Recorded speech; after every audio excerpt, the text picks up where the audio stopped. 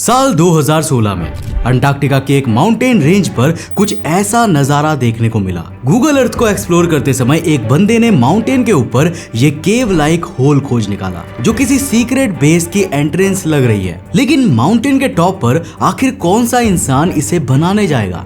और अंटार्कटिका को तो हमने इतनी डीपली एक्सप्लोर किया भी नहीं है कि किसी इंसान के यहाँ तक पहुँचने की उम्मीद लगाई जा सके। कुछ यूएफओलॉजिस्ट मानते हैं कि ये एलियंस का सीक्रेट बेस हो सकता है। अब अगर आप इस एंट्रेंस को ध्यान से देखोगे तो ऐसा लगेगा मानो इसे खास तौर पर आसमान से आते यूएफओ के अंदर जाने के लिए डिजाइन किया गया हो। अब अगर आप गूगल अर्थ पर 66 degree 16 minute 24 second south, 100 degree 59 minute 4 second east इन कोऑर्डिनेट्स को सर्च करते हो तो ये आपको अंटार्कटिका के नॉर्दर्न पार्ट में लेकर जाएगा। इस जगह पर आपको बर्फ और पहाड़ों के बीच में एक डार्क कलर की डिस्क नजर आएगी। 10 अक्टूबर 2020 को मिस्टर MBB333 नाम के एक YouTube चैनल पर एक वीडियो पब्लिश किया गया जिसके अनुसार ये एक एलियन डिस्क है जो करीब 60 फीट डायामीटर की हो सकती है। अब अगर आप इसे गौर से देखोगे ना तो ऐसा लगता है मानो आधी डिस्क बर्फ में दबी हुई है और बाकी की आधी डिस्क हमें नजर आ रही है। अब यहाँ नीचे की ओर देखने पर आपको इसकी शैडो भी दिख जाएगी। तो क्या ये कोई एलियन का यूएफओ है जो पास में अंटार्कटिका के कॉन्टिनेंट पर क्रैश हुआ होगा? वेल, ऐसे ही अगर आप गूगल अर्थ पर 54 degree 39 minute 44.62 second south, 36 degree 11 minute 42.47 minute west ये कोऑर्डिनेट सर्च करते हो ना तो ये आपको साउथ जॉर्जिया के अंटार्कटिका आइलैंड पर लेकर जाता है जिसका शेप कुछ एक सांप की तरह लगता है। पर भाई देखो, ये इसकी खास बात नहीं है। जरा आप इस इमेज पर नजर डालिए जो साल 2018 में देखी गई थी। अब पॉसिबल है कि जब आप गूगल अर्थ पर सर्च करो तो यहाँ पर आपको बर्फ का मैदान देखने को मिले क्योंकि अंटार्कटिका पर थोड़ी बहुत स्नोफॉल होती रहती है। अब यहाँ हमें बर्फ पर ऐसे निशान दिख रहे हैं जैसे कोई चीज यहाँ से स्लाइड होती हुई आगे गई हो। और सबसे इंटरेस्टिंग बात तो ये है कि ये निशान बिल्कुल स्ट्रेट लाइन में है जिसके आखिर में बर्फ का एक अजीब सा स्ट्रक्चर नजर आ रहा है। अब कुछ वैज्ञानिक इसे यूएफओ क्राफ्ट के निशान मानते हैं।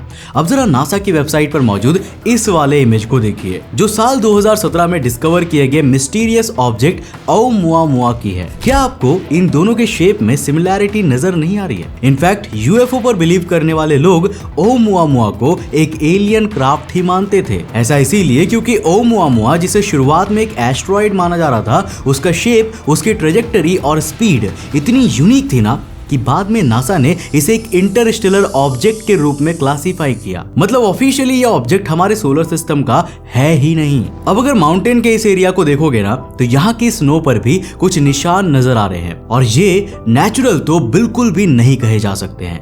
तो क्या ये पृथ्वी पर ओumuamua की क्रैश लैंडिंग के सबूत है? 19 अक्टूबर 2017 को खोजा गया ये ऑब्जेक्ट ऑलरेडी सन से दूर जा रहा है और जब इसे पहली बार देखा गया था तब ये पृथ्वी से 3.3 करोड़ किलोमीटर की डिस्टेंस पर था। वैज्ञानिकों का अनुमान है कि ओumuamua इससे करीब 40 दिनों पहले यानी कि 9 सितंबर 2017 को सूरज के सबसे करीब से गुजरा होगा। Now point to be noted here कि सूरज के करीब से गुजरते समय इसे किसी ने भी ऑब्जर्व नहीं किया था। इसे तो केवल जाते हुए देखा गया और वो भी तब जब ये धरती के करीब से गुजर रहा था। तो फिर क्या ऐसा नहीं हो सकता कि ये सूरज के करीब कभी गया ही ना हो और इसने अंटार्कटिका से ही टेक ऑफ किया हो? देखो, ये सवाल ना काफी कॉम्प्लेक्स है पर इसका जवाब किसी के पास भी नहीं है। अगस्त 1946 में वर्ल्ड वॉर 2 की जीत के बाद अमेरिका ने अंटार्कटिका पर एक एक्सपीडिशन भेजा था जो आज तक भेजा गया सबसे बड़ा एक्सपीडिशन था। अब आपको बता दूं कि इस दौरान अंटार्कटिका पर 13 शिप्स, 23 एयरक्राफ्ट्स और 4700 मिलिट्री पर्सनल्स भेजे गए थे और इनकी लीडरशिप कर रहे थे एडमिरल रिचर्ड बायर्ड जिन्हें अमेरिकन हिस्ट्री में एक महान एविएटर और पोलर एक्सप्लोरर के तौर पर याद किया जाता है। और इस एक्सपीडिशन को ऑपरेशन हाई जंप नाम दिया गया था। अब देखो, अंटार्कटिका पर इतनी बड़ी एक्सपीडिशन भेजने के पीछे का मकसद ना सिर्फ इस कॉन्टिनेंट को एक्सप्लोर करना था बल्कि इसका मेन मकसद यहाँ के पॉसिबल मिलिट्री बेसिस को भी खोजना था। 30 अप्रैल 1945 ये वो दिन था जब जर्मनी के इनफेमस चांसलर और नाजी सेना के हेड एडोल्फ हिटलर ने खुद को गोली मारकर सुसाइड कर लिया था और इसी के साथ वर्ल्ड वॉर 2 में जर्मनी की हार हो गई थी। पर दोस्तों, हिटलर की डेथ काफी कंट्रोवर्शियल मानी जाती है।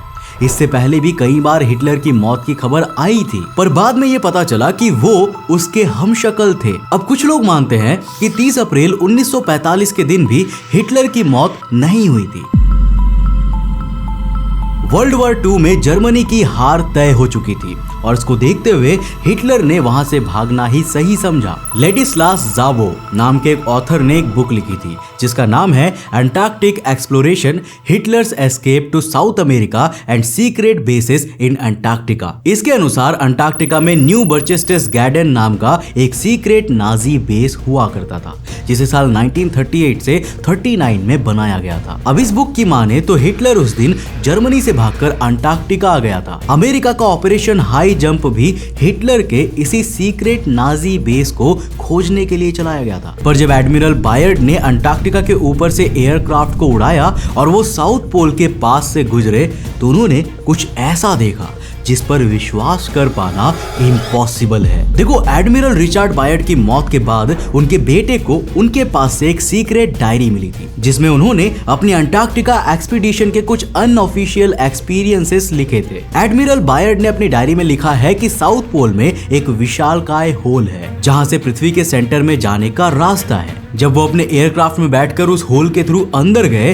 तो उन्हें वहां एक अनबिलीवेबल नजारा देखने को मिला। उस होल के अंदर चारों ओर हरियाली थी और लाखों पेड़ पौधे लगे हुए थे। इस रास्ते पर आगे बढ़ते हुए उन्हें एक शहर दिखाई देता है जो क्रिस्टल का बना हुआ था। एडमिरल बायर्ड ये भी लिखते हैं कि वहां पर उनकी मुलाकात एक इंसान से होती है जिसे उन्होंने अपनी डायरी में मास्टर कहा है। मास्टर उनसे कहते हैं कि यहाँ के लोग धरती पर हो रहे न्यूक्लियर वेपन्स के इस्तेमाल से काफी चिंतित है। हाल ही में हिरोशिमा और नागासाकी में जो हुआ वो काफी डरा देने वाला है और इंसानों को ऐसा करना बंद कर देना चाहिए। दोस्तों, अब जरा मेरे साथ गुजरात के प्रभास पतन में स्थित सोमनाथ मंदिर की सैर पर चलिए जो भगवान शिव के 12 ज्योतिर्लिंगों में से एक है। इस मंदिर को कब बनाया गया था इसके बारे में किसी को भी नहीं पता, हालांकि इसका जिक्र महाभारत और भगवत पुराण में भी मिलता है। दोस्तों, सोमनाथ मंदिर के प्रांगण में समुद्र के किनारे बाण स्तंभ नाम का एक स्ट्रक्चर बना हुआ है। इसके ऊपर एक गोल स्ट्रक्चर है जो पृथ्वी को डिनोट करती है और ये इस बात का सबूत है कि हमारे प्राचीन लोगों को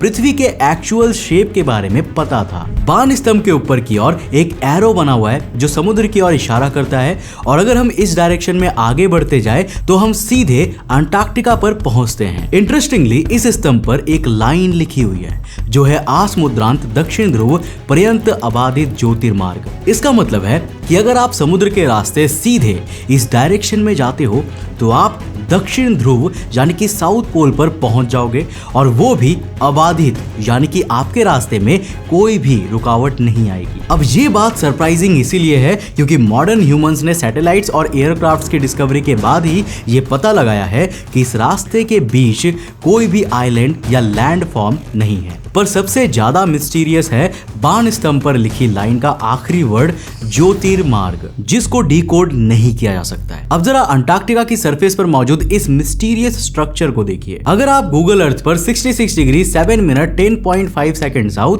100 डिग्री 29 मिनट्स 7.8 सेकंड्स ईस्ट ये कोऑर्डिनेट सर्च करते हो तो आप खुद इस स्ट्रक्चर को देख सकते हो। अब यहाँ पर ऐसा लग रहा है मानो दो दीवारें एक के बाद एक बनी हुई है। कुछ इस तरह के ही कैसल्स 13th सेंचुरी के यूरोप में भी बनाए जाते थे जिन्हें मोटी एंड बैली कैसल कहा जाता है। 120 मीटर्स की जगह में फैला ये स्ट्रक्चर काफी मिस्टीरियस है और किसी एंशिएंट स्ट्रक्चर की तरह लगता है। हालांकि वैज्ञानिकों की माने तो ये किसी यूरोपियन कैसल नहीं बल्कि एंशिएंट लेक के रेमिनेंट्स है। अब बात करते हैं द बुएश मैप की, जिसे फ्रेंच जियोग्राफर फिलिप बुएश ने 1737 में पब्लिश किया था। बात करें मॉडर्न हिस्ट्री की तो साल 1820 के पहले किसी को भी अंटार्कटिका की एग्जिस्टेंस के बारे में पता ही नहीं था, लेकिन 1737 के बुएश मैप में अंटार्कटिका को रिप्रेजेंट किया गया है और केवल यही नहीं, इसे बिना किसी आइस के दिखाया गया है। अब देखो, इस मैप के पीछे की मिस्ट्री तो मुझे नहीं पता, पर भाई द गार्जियन में पब्लिश इस आर्टिकल की माने तो आज से करीब 10 करोड़ साल पहले अंटार्कटिका एक हरा भरा कॉन्टिनेंट हुआ करता था। यहाँ का टेम्परेचर इतना गर्म था जितना आज धरती के ट्रॉपिकल रीजन्स में होता है। इनफैक्ट कुछ सोर्सेस तो ये भी कहते हैं कि अंटार्कटिका एक समय पर अमेज़न की तरह एक रेन फॉरेस्ट हुआ करता था। नॉर्वेजियन पोलर इंस्टीट्यूट की एक रिपोर्ट पर नजर डालिए जिसमें अंटार्कटिका के जेम्स रॉस आइलैंड पर वाइल्ड फायर्स होने की बात कही गई है। दरअसल दोस्तों, अक्टूबर 2021 1967 में ब्राजील के एक रिसर्च टीम को अंटार्कटिका के जेम्स रॉस आइलैंड पर 7.5 करोड़ साल पुराना चारकोल का एक टुकड़ा मिला है। ये टुकड़ा इस बात का सबूत है कि कभी यहाँ पर घने जंगल रहे होंगे और उनमें वाइल्ड फायर्स भी लगती होंगी। जोहान फिलिप क्लैगस, जो जर्मनी के एक फेमस मरीन जियोलॉजिस्ट है, उनका मानना है कि एक समय पर अंटार्कटिका में ना सिर्फ वेजिटेशन था, बल्कि अगर हम बर्फ के परतों के नीचे झांक कर देखें तो शायद हमें वहां डायनासोर्स के सबूत भी मिल सकते हैं। मतलब यार, अंटार्कटिका की पिघलती हुई बर्फ हमारे क्लाइमेट को तो बदल रही है, लेकिन ये इंसानों के सामने कई ऐसे सबूत पेश करने वाली है जो हमारे इतिहास को बदल कर रख देगा। वैसे आपको क्या लगता है, अंटार्कटिका के बर्फ के नीचे हमें क्या क्या मिल सकता है? अपना क्रिएटिव माइंड दौड़ाइए और हमें नीचे कमेंट करके जरूर बताइए। दोस्तों, मुझे उम्मीद है कि आपको ये वीडियो काफी पसंद आया होगा। अगर पसंद आया तो इस वीडियो को लाइक किए बिना मत जाना, और अगर आप अंतरिक्ष टीवी के एक पक्के फैन हो और आप हमें सपोर्ट करना चाहते हो तो हमारे मर्चेंडाइज को खरीद कर सपोर्ट कर सकते हो। नीचे शॉप वाले सेक्शन में आप हमारे exclusive T shirt and hoodies को खरीद कर हमें सपोर्ट कर सकते हो। ये हमारे लिए काफी बड़ी बात होगी। इसी के साथ अगर आप ये भी जानना चाहते हो कि ग्रीनलैंड, जो कि नॉर्थ पोल पर एग्जिस्ट है, उसके नीचे क्या मौजूद है, तो इस वाले वीडियो को जाकर जरूर देखना। बहुत ही इंटरेस्टिंग वीडियो है, यहाँ टैप करके इस वीडियो को देखो। मैं मिलता हूं आपको नेक्स्ट एपिसोड के साथ। तब तक के लिए बाय, जय हिंद।